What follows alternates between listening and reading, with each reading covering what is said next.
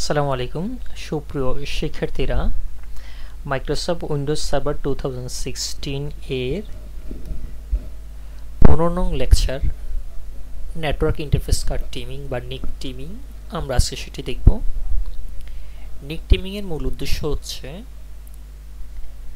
একাধিক network card স্থাপন করে রিডান্ডেন্ট ক্রিয়েট করা, পাশাপাশি লোড ব্যালেন্স করা।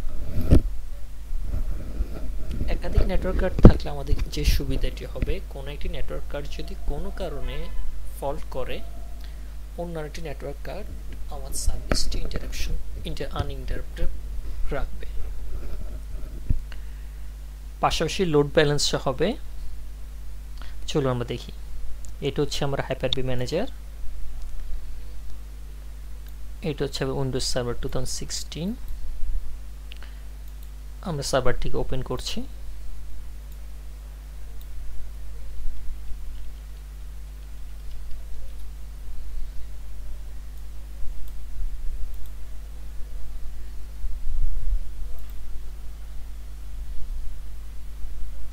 প্রিয় শিক্ষার্থীরা, খেয়াল করুন আমার নিক টিমিংটি ডিসেবল রয়েছে এবং আমার একটি মাত্র ইথারনেট ইন্টারফেস রয়েছে।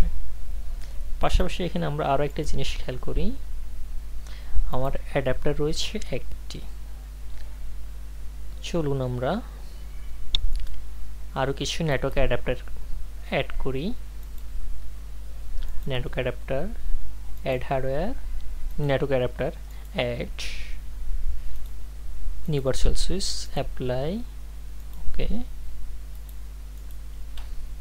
আমরা আরও 3টি অ্যাড করি। অ্যাপ্লাই,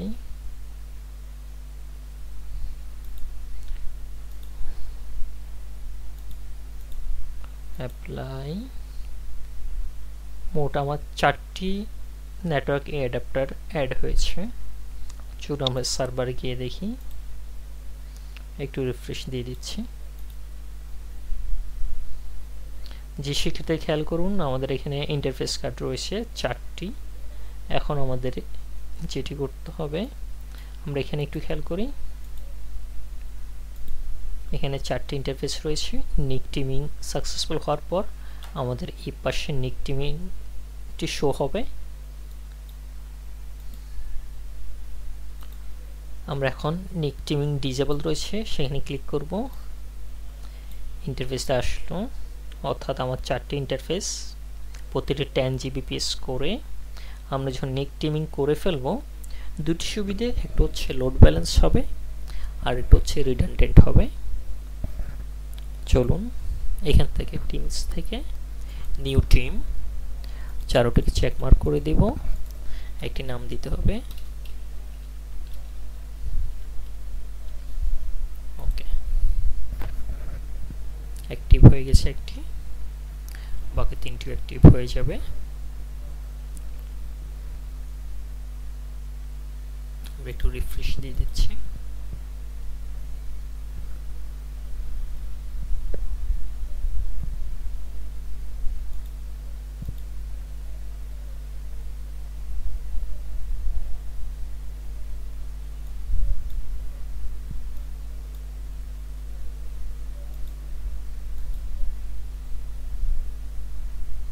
প্রতিটি ইন্টারফেস 10 Gbps করে।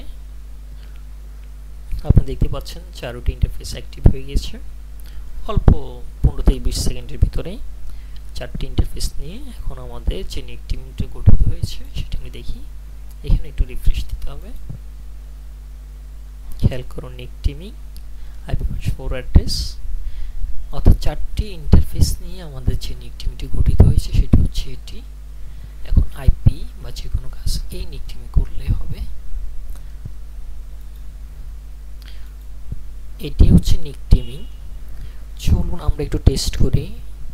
আমরা যেটি করব, সেটিং থেকে এসে দুটি নেটওয়ার্ক ইন্টারফেস কার্ডকে রিমুভ করে দিচ্ছি। Apply, remove, apply.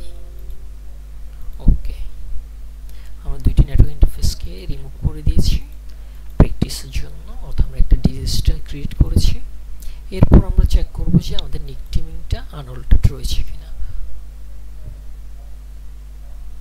প্রিয় শিক্ষার্থীরা দেখতেই পাচ্ছেন আমাদের নিক টিমিংটি আনঅল্টারড রয়েছে। আমরা এখান থেকে নিক টিমিং ইন্টারফেস থেকে আবার দেখতে পারি। খেয়াল করুন আমার ইন্টারফেস কার্ড দুইটি, বাকি দুইটি ডিজিস্টারের কারণে বা যে কোনো কারণে রিমুভ হয়ে যাওয়ার পরেও আমাদের নিক টিমিং আনঅল্টারড রয়েছে। অর্থাৎ এইটার বেনিফিটস হচ্ছে আমাদের ক্লায়েন্টরা, আপনার সার্ভার থেকে কানেক্টেড ক্লায়েন্টরা আপনার সার্ভিস থেকে ইন্টারাপশন পাবে না।